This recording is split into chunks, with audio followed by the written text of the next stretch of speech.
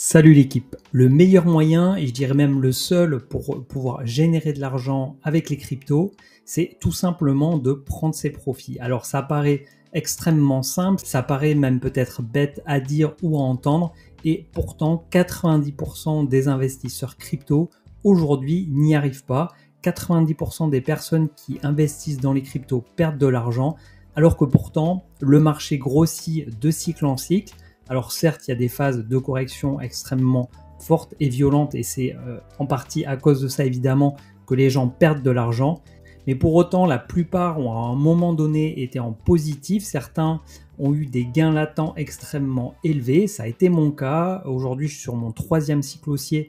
Donc je sais à peu près de quoi je parle. J'en ai fait les frais et c'est tout l'objet en fait de cette vidéo. C'est aussi pour ça que j'ai créé cette chaîne YouTube. C'est pour vous partager mon expérience, pour partager mes erreurs, partager les leçons que j'en ai tirées et aujourd'hui comment je conçois l'investissement en crypto afin que vous puissiez vous en servir également, que ça puisse vous inspirer sans pour autant que ce soit de conseils en investissement. Je ne suis pas votre conseiller financier, donc tout le contenu dispensé dans cette vidéo et dans toutes les vidéos de la chaîne ne constitue en aucun cas de conseils en investissement.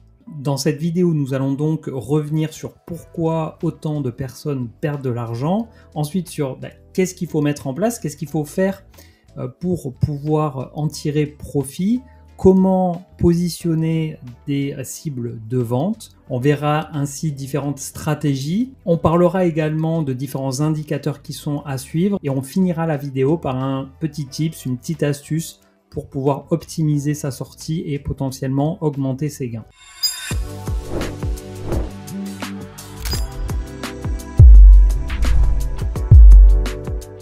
Bienvenue sur La Crypto by Joe, je m'appelle Jonathan, donc j'investis dans les cryptos depuis 2017. Je crée du contenu sur YouTube maintenant depuis quelques mois, donc si ça te dit de rejoindre notre communauté, je t'invite à t'abonner. Ici, on se retrouve sur un graphique qui nous montre le pourcentage d'adresses de Bitcoin en profit, donc c'est représenté par la courbe verte et en noir on a l'évolution du prix du Bitcoin. À chaque fois qu'on va être dans une tendance haussière avec des hauts toujours plus hauts que les plus hauts historiques, on va avoir donc 100% des adresses qui vont être en profit. On le voit donc sur la montée durant le bull run 2013-2014. C'est également le cas 2017. C'est également le cas en 2021 et ça l'a été très rapidement sur 2023. On voit qu'il y a beaucoup de moments, en tout cas moi personnellement je trouve qu'il y a beaucoup de moments où la plupart des investisseurs sont en profit, mais pour autant ils ne vont pas forcément vendre. Alors pour Bitcoin c'est peut-être un peu particulier parce que beaucoup le considèrent comme une réserve de valeur, c'est l'or numérique, donc il n'y a pas forcément d'intérêt à le revendre pour en racheter plus bas. Ça c'est le cas des holders long terme. Par contre, pour ceux qui sont plus court terme, ils vont aussi avoir du mal à vendre et c'est le cas également des altcoins qui vont avoir des périodes où leurs plus hauts historiques vont être battus comme ça de jour en jour et de semaine en semaine sans pour autant que les investisseurs positionnés dessus prennent des profits. La raison est extrêmement simple, c'est qu'on se trouve généralement dans des périodes d'euphorie, des périodes où dans la tête des gens, le prix va continuer de monter to the moon, ça va jamais s'arrêter, les gens sont dans une euphorie. Moi je me souviens très bien en 2017 quand le Bitcoin, quand je suis entré dedans, il était dans les 3000 $, et quand on a atteint les 20 000 $, j'avais pas d'idée jusqu'où il pouvait monter. À l'époque, c'est la première fois que j'investissais, j'avais vraiment aucune stratégie, aucun plan, j'étais vraiment la fleur au fusil en mode waouh, c'est incroyable et ça va continuer de monter. C'était le cas également sur les autres cryptos, je pense notamment à Ethereum et XRP sur lesquels j'étais positionné et j'avais aucune idée de jusqu'où ça pouvait monter. Alors après en réalité personne peut savoir jusqu'où ça va monter, mais en tout cas j'avais pas d'idée de niveau de prise de profit ou à quel montant je me disais bon bah là c'est bien beau d'avoir ce portefeuille comme ça qui grossit, mais à un moment donné va peut-être falloir vendre pour encaisser ses profits. Et ce qui m'arrive en 2017, c'est ce qui arrive à la majorité des gens qui rentrent sur le marché un peu comme ça au dernier moment quand on est dans l'extrême euphorie. Et c'est dans ces moments-là qu'on va entendre des cibles de prix plus haut, ouais, le prochain ATH ce sera à tel prix, toujours plus haut en fait, et ces niveaux-là vont être relevés au fur et à mesure qu'ils vont être dépassés. Alors, ils ne le sont pas toujours, évidemment, puisqu'à un moment donné, le marché se retourne. Je me souviens très bien, en 2021, il y avait un consensus sur les 100 000 $ qui n'a jamais été atteint. Je me souviens également, parce que ça marche à l'envers, en marché baissier, en 2022, tout le monde s'attendait, enfin en tout cas, il y avait un consensus également autour des 10-12 000 $ qui n'a jamais été atteint. Donc ça fait partie des indicateurs qu'on peut prendre en compte. Quand il y a un consensus sur un prix, certainement, il ne sera jamais atteint. Tout simplement parce que le marché n'a aucune raison d'aller récompenser tout le monde. Et autant on entend souvent en marché baissier, pas vendu, pas perdu, autant on entend très peu en marché haussier, pas vendu, pas gagné, et pourtant c'est tout aussi vrai. Et donc tout l'intérêt de cette vidéo, c'est pouvoir se préparer, pouvoir établir un plan avant d'être dans cette euphorie, parce que je peux vous garantir que quand l'euphorie est là, quand les cryptos prennent 10% tous les jours, ça dure pas très longtemps, mais le temps où ça dure, c'est absolument fou et c'est absolument déconcertant, et on a les émotions qui sont vraiment soumises à rude épreuve. Et donc rien de mieux que d'avoir un plan pour pouvoir suivre sa stratégie et atteindre ses objectifs. Avant de rentrer un peu plus en détail dans la mise en place d'un plan de sortie, d'un plan de vente et la détermination donc de cible de prise de profit, je voudrais revenir sur les cycles. Pourquoi? Parce que ça me semble important. En tout cas, moi, c'est une des leçons que j'ai apprises au cours de ces 7 années d'investissement. C'est que les phases baissières sont extrêmement violentes et que peut-être, à part Bitcoin, il ne vaut mieux garder aucune crypto. Vraiment aucune. Si on prend aujourd'hui la deuxième crypto la plus capitalisée qui est Ethereum, c'était également Ethereum quand j'ai démarré en 2017. Et pour autant, si on va sur le graphique, Ethereum se fait littéralement massacrer. Si on prend vraiment du plus haut au plus bas, 2018, il perd 92%, 93% de sa valeur. Sur le dernier cycle, en 2022, il perd 80% de sa valeur. Et donc, même des cryptos qui vont être jugés de qualité, des cryptos qui sont utiles à l'écosystème, qui sont adoptés, pour lesquels il y a des cas d'usage, même ces cryptos-là, en marché baissier, leurs prix se font massacrer. Et je ne parle même pas des cryptos pour lesquels on va avoir une tokenomics un peu pourrie, avec beaucoup de jetons qui vont être relâchés dans les mois et les années qui viennent, donc y compris en marché baissier. Celles-ci, elles se font littéralement dégommer. Je pense par exemple à Filecoin. Filecoin aujourd'hui, alors c'est un exemple parmi d'autres, mais au-delà du fait qu'elle ait perdu 98% de sa valeur, c'est qu'il y a eu tellement de jetons relâchés pendant tout le marché baissier. Mais comme je le dis, il y en a plein d'autres, et ce qu'on voit aujourd'hui sur les tokenomics des nouveaux projets, il y a quand même beaucoup de VC qui sont derrière, et avec très peu de jetons au TGE, donc au lancement du jeton, il y en a très peu en circulation.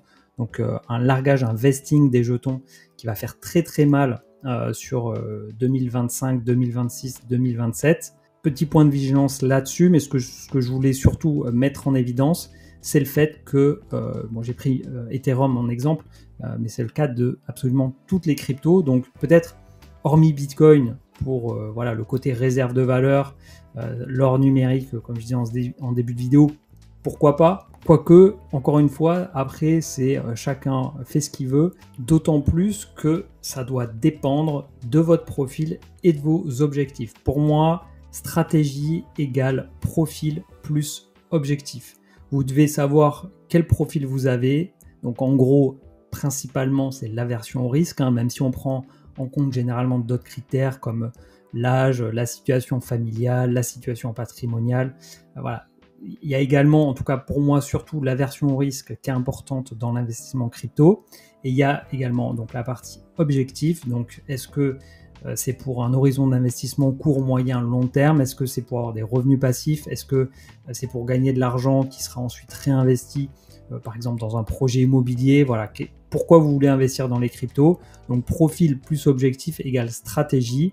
Et donc de cette stratégie-là, on va inclure dedans le plan de sortie, le plan de prise de profit pour que cet investissement-là soit tout simplement lucratif et que ce soit pas juste pour s'amuser et perdre de l'argent. Comme souvent on dit de n'investir que de l'argent qu'on est prêt à perdre, en réalité ce qu'on veut c'est surtout en gagner et donc il nous faut pour ça un plan. La première stratégie de vente dont je voulais vous parler, c'est la stratégie de vente par multiple. C'est assez simple, c'est par exemple pendant une période d'accumulation ou même si c'est en one shot, admettons vous avez acheté du Bitcoin à 20 000 $, donc soit 20 000 $ c'était, voilà, vous avez ciblé ce prix en one shot et vous êtes rentré ici à 20 000, soit vous avez investi en DCA durant une des meilleures périodes pour investir. Admettons, vous êtes très malin, plus que les autres, et vous arrivez du coup à timer comme ça une zone d'investissement intéressante. Donc vous achetez en DCA là pendant ces quelques mois, là on est en mensuel, et vous avez un prix moyen d'achat de 20 000 pour faire simple, et vous dites je vais vendre la moitié à x2. Donc ici autour des 40 000 $, je vends la moitié, comme ça je récupère mon investissement initial. Ensuite, je revends, admettons, 50% sur un x3, donc autour des... Ici, donc on est... Ici, vous êtes à x2. Il faut savoir aussi le pourcentage que vous voulez vendre à chaque fois. Donc, par exemple, 50%. Ici, x3, vous faites 25%. Donc vous vendez 50% des 50% restants. Et ensuite, à x4, vous revendez les 25% restants. Hop. Plusieurs remarques par rapport à ça. Déjà, acheter avec un DCA de 20 000, en moyenne, c'est très facile à dire aujourd'hui avec du recul. C'est toujours facile de dire « Ah, j'aurais dû acheter à ce moment-là, j'aurais dû acheter à ce moment-là, à ce moment-là. » Et ici, il fallait que je vende, ici, il fallait que je vende, ici, j'aurais dû racheter le dip, ça fait moins 50% avant de refaire x2. C'est très facile de refaire l'histoire après coup, vraiment très très facile. Et personne n'a de boule de cristal pour savoir où le cours ira demain, à quel montant sera le prochain ATH, quand il aura lieu. Même si j'ai fait une vidéo dessus, rien n'indique avec certitude que ça aura lieu à ce moment-là. Donc ça, c'était une petite parenthèse. Ensuite, ici, j'ai décidé de vendre en 3 fois. Ça aurait pu être en 4, en 5. Voilà, c'est un exemple un peu au hasard. Alors un petit peu pas tout à fait. Je trouve que vendre à x2 pour récupérer son investissement initial, moi personnellement, ça me correspond bien par rapport à mon profil. Mais encore une fois, tout ce qui est présenté dans cette vidéo, c'est vraiment des exemples, plutôt des exemples qui vont me parler, mais qui vous parleront peut-être pas forcément, qu'il faudra adapter à votre profil. En aucun cas, il faut reproduire exactement ce que je fais parce que je le montre. Et pour le coup, c'est pas ce que j'ai fait sur Bitcoin parce que j'ai un horizon d'investissement ou plutôt des cibles de vente qui vont être plus élevées. Avec une première, pour être tout à fait transparent avec vous, moi sur Bitcoin, j'ai une première zone de prise de profit autour des 90 000, ensuite une autour des 120 000 et ensuite une autour des 150 000. Et donc comme ça, pour chacune des cryptos, vous pouvez vous mettre des paliers. Juste, il y a quelque chose qui me dérange avec ça, c'est que là, on est sur un exemple où la personne, elle a acheté vraiment très très bon moment sur ce cycle, on est en moment quasiment sur ce cycle, mais ça va pas être bien sûr la majorité des cas.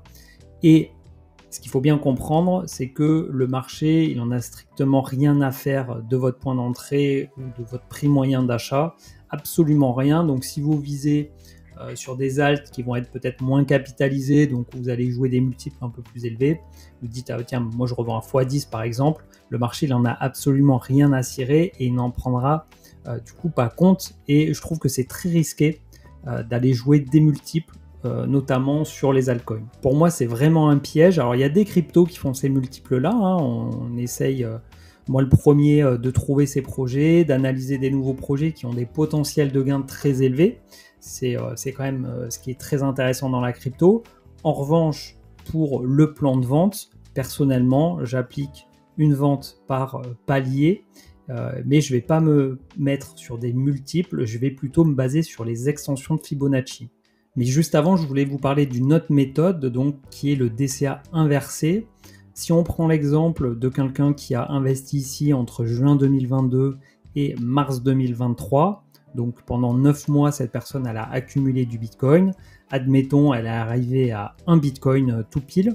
On pourrait très bien imaginer que cette personne-là se dise moi, à partir de 90 000 ou à partir de début 2025, parce que par rapport à mes convictions dans l'évolution du cycle, je pense que l'année 2025 sera une année de bull run où ça va partir plutôt en tendance haussière assez forte. Donc, peu importe le cas, c'est tout simplement, par exemple, de diviser son Bitcoin en 10 et de dire tous les mois, pendant 10 mois, je vais vendre 10%, donc 0,1 BTC tous les mois, tous les X du mois, de la même manière que cette personne a acheté peut-être tous les mois, en euros pour le coup, un certain montant en euros en Bitcoin, et à l'inverse, ça va vendre un certain montant en Bitcoin tous les mois jusqu'à ne plus en avoir.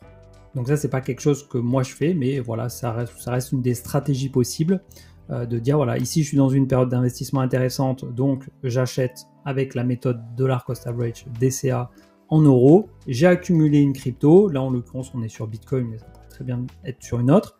Je rentre, je sais pas moi, en phase de surachat dans le RSI ou par rapport à là où on est né dans le cycle, de manière temporelle ou par rapport au prix. Je me dis, là je vais enclencher mon dessin inversé. J'ai pris l'exemple d'un Bitcoin divisé par 10 sur 10 mois, mais ça peut être sur 6 mois, sur 3 mois, voilà. Sur une période que vous jugez pertinente, à ce moment-là, faire ce qu'on appelle un DCA inversé. On passe maintenant aux extensions de Fibonacci. Donc pour ça, on va aller ici sur prolongation de Fibonacci selon la tendance. Donc là, ce qui est important également, c'est de voir dans quelle unité de temps on se positionne et sur quel je dirais cycle on va se positionner, parce que pour positionner les extensions de Fibonacci, on part du point bas du cycle précédent, on va ensuite sur le point haut et ensuite on va sur le point bas du cycle actuel. Donc on a la possibilité de le faire comme ça, mais on pourrait très bien le faire en disant ici j'ai eu mon point bas du cycle précédent, donc on est rentré maintenant dans un nouveau cycle, ici j'ai le dernier point haut, et ici j'ai le dernier point bas. Et ça va nous donner des zones de prix qui vont être un peu différentes. Donc les zones de prix clés sur les extensions de Fibonacci, c'est les 1,618, 2,618, 3,618, principalement celle-là, éventuellement la zone de 1 aussi. Et donc selon celui qu'on a envie de prendre, ça après c'est vous qui choisissez celui que vous prenez. Moi, personnellement, j'aurais plutôt tendance à prendre long terme et donc prendre celui-ci, mais ça dépend aussi de l'historique des cryptos. Pour les cryptos qui n'étaient pas là au cycle précédent, bien évidemment, il ne sera pas possible d'aller chercher le point bas de 2019 si la crypto a été lancée en 2022. Donc voilà, ça s'adapte aussi en fonction des cryptos et de leur historique. Et toujours dans une logique de vente par palier, il faudra déterminer combien je vends au niveau 1, combien je vends au 1,618, combien au 2,618, quand bien même j'ai la conviction que la crypto en question a le potentiel d'aller atteindre ces niveaux-là. Par exemple, sur Bitcoin, je considère que le point 1 est atteignable, le point 1,618, si je prends ici, il est atteignable. Si je prends celui-là, je pense qu'il est atteignable aussi. Au-delà, celui-là va être très très compliqué à aller chercher et les 200 000 $ sur ce cycle-là, en tout cas, je n'ai pas cette conviction, donc je n'irai pas mettre de pourcentage de vente à un niveau aussi élevé. Également, ce qui peut être pris en compte en complément, c'est les chiffres ronds. Les chiffres ronds, comme les 100 000 $, ça va être quand même quelque chose d'assez important, notamment sur des cryptos comme Bitcoin. Bitcoin qui va passer les 100 000 $, ça va être un événement, je pense, qui sera relayé dans les médias. Ethereum, si également il atteint les 10 000 $, je pense que voilà, ça fait partie des chiffres ronds qui risquent de faire parler. L'idée, en tout cas moi, c'est ce que je fais pour les cryptos que j'ai en portefeuille. Par exemple, j'ai du AAV, ça va être de dire AAV, quel pourcentage je vais vendre sur les différentes zones de prise de profit qui peuvent être jugées intéressantes par les extensions de Fibonacci. Si on prend par exemple Tao, donc j'en ai en portefeuille. donc les extensions de Fibonacci. Je vais prendre le dernier point bas, donc lui pour le coup il se trouve en 2023. Je vais prendre le point haut, ici du coup le dernier point bas, et ça va me donner donc des extensions de Fibonacci, donc un point 1 qui va être donc autour des, pas loin des 1000 $, qui va être à 900, donc 900 000 $, ça peut être une première cible de prise de profit. Ensuite on va voir les 1,618, les 2,618, les 3,618. Et après, libre à chacun, en fonction des convictions que vous avez dans le projet, de positionner un pourcentage de ce que vous avez en portefeuille pour les vendre à ce moment-là. Et encore une fois, comme personne ne peut savoir quel sera le prochain ATH de Tao sur ce cycle, il est important en fait de prendre des profits le long de sa montée. Si, admettons, il atteint les 3000 $, et que j'ai commencé à vendre autour des 1000 $ parce que c'était le prix rond et que j'avais peut-être fait x2 ou plus sur mon investissement initial, donc ça me permettait de récupérer le capital investi au départ. Il faut que ce soit sans regret en fait. Il ne faut pas dire ah ben non, j'aurais dû attendre les 3000. Non, vous avez pris vos profits, vous avez récupéré votre capital, c'est excellent. Vous allez faire partie du top 10 qui a pris des profits pendant la montée et qui pourra dire à la fin du cycle qu'il a gagné de l'argent. On a toujours le sentiment quand ça monte, qu'on aurait dû investir plus, qu'on aurait dû investir plus tôt, voire qu'il faut qu'on réinvestisse. Mais tout ça est très piégeux parce qu'à un moment donné ça se retourne et quand le marché part à la baisse et qu'il y a un dip, on dit buy the dip, mais en fait c'est trop tard. Les buy the dip c'était avant, hein. À un moment donné le buy the dip il ne fonctionne plus du tout puisque on est reparti en tendance baissière et on se retrouve finalement à peut-être avoir eu un capital qui a fait x10 sur l'ensemble du portefeuille et au final on se retrouve à l'équilibre voire en perte. Après, ce qu'il est possible de faire si on veut rester exposé à un projet crypto qui est en train de partir to the moon et qu'on veut garder une petite exposition quand même à cette crypto, on peut se garder un petit pourcentage qu'on appelle le moon bag qui va être 5, 10, 15, 20 en fonction de votre aversion au risque, en fonction de votre profil. Ce moon bag là, moi ce que je recommande toujours malgré tout, c'est d'avoir une cible. C'est pas de dire j'attends que ça se retourne, j'attends le top, j'attends le beau moment, j'attends de bien le sentir. Dans 99% des cas, personne ne le sent bien, personne n'a la capacité, personne ne vend le top. C'est quasiment impossible, donc faut pas s'amuser à ça. En tout cas, moi, c'est pas ce que je fais. Après, vous faites bien comme vous voulez, mais ce que je recommande, c'est d'avoir peut-être une cible qui soit beaucoup plus élevée que les autres, qui est une probabilité d'être atteinte peut-être assez faible, mais si jamais elle est atteinte, ça peut faire de jolis gains. Mais l'idée, c'est quand même d'avoir un chiffre en tête. Donc une fois que le plan de vente est établi, une fois que pour chacune des cryptos en portefeuille, on a calculé nos différents prix de vente, il faut quand même suivre un peu ce qui se passe sur le marché, voir si les cibles sont atteintes ou pas, suivre la tendance donc, qui est donnée par le Bitcoin.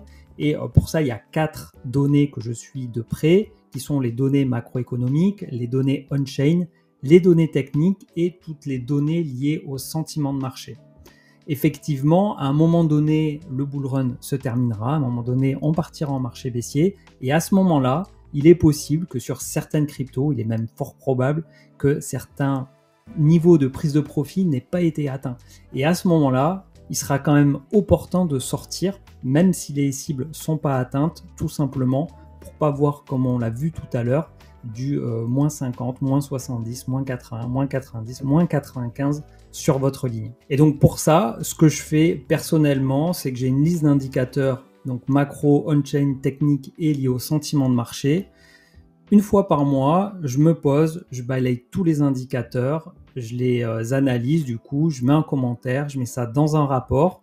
Je fais également en plus un dossier du mois qui peut être sur tout un tas de sujets divers et variés comme les L2 sur Bitcoin, l'impact des mineurs, les stablecoins comme stratégie de sortie, 10 projets qui actuellement je considère sont sous-évalués, bref, plein de dossiers possibles différents. Et donc ça, c'est le rapport mensuel qui sort tous les mois. Et si ça vous intéresse, c'est disponible en description. L'idée, c'est de vous faire gagner du temps sur toute cette analyse-là. Pour ceux qui n'ont pas le temps, c'est vraiment idéal puisque une fois par mois, vous avez un récap de tout ce qui s'est passé sur les marchés. Je voudrais terminer cette vidéo avec un petit tips, une petite astuce quand vous voulez optimiser votre prise de profit. Si on est à un moment donné du marché où on empile les bougies vertes, donc des fortes hausses tous les jours ou toutes les semaines, et que vous avez atteint votre prise de profit, soit vous avez déjà positionné un ordre de vente, donc à ce moment-là, un ordre de vente limite, donc une fois que le prix est atteint, c'est vendu, soit vous avez la possibilité de positionner un trading stop. Et donc le trading stop, il vous permet tout simplement de rester exposé au marché en cas de hausse et de sortir en cas de baisse. Et donc ça, j'en ai fait une vidéo que je vous mets du coup à la fin de celle-ci. Si jamais vous voulez en savoir plus sur cette technique, c'est vraiment un outil que je trouve très intéressant. Donc si ça peut vous être utile, je vous invite à regarder cette vidéo tout simplement. En tout cas, je vous remercie beaucoup d'avoir regardé cette vidéo jusqu'au bout. Et si vous avez des remarques à faire, l'espace commentaire est fait pour ça. Si vous avez des suggestions de vidéos également à me faire, allez-y. Cette vidéo, je l'ai faite suite à un commentaire qui me disait que ce serait bien de parler de stratégie de sortie. Si ce n'est pas fait, il est encore temps de vous abonner. Vous pouvez mettre un commentaire pour soutenir le travail de cette chaîne. Si la vidéo vous a plu, vous pouvez mettre un petit pouce. Et je vous donne rendez-vous pour la prochaine vidéo. Et d'ici là, portez-vous bien. Ciao.